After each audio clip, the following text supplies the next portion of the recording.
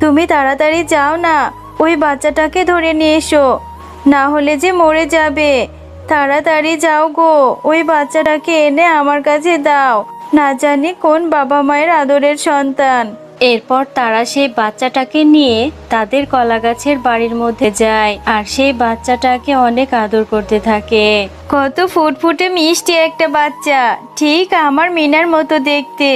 না জানি কোন বাবা মায়ের কষ্টের ধন কে এভাবে পাতিলের মধ্যে রেখে দিয়েছে।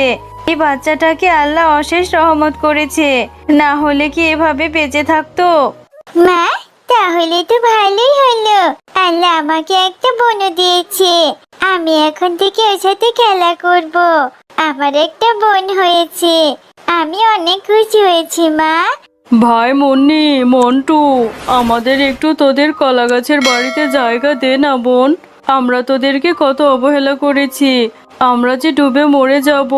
আমাদের ঘরবাড়ি সবকিছু তলিয়ে গেছে।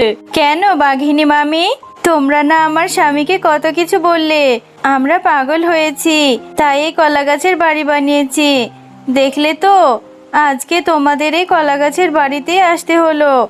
আমরা যেটা করেছি গায়ের পশুদের ভালোর জন্যই করেছি। আর তোমাদের জলের মধ্যে দাঁড়িয়ে থাকতে হবে না, তাড়াতাড়ি উঠে এসো আমাদের কলাগাছের বাড়িতে।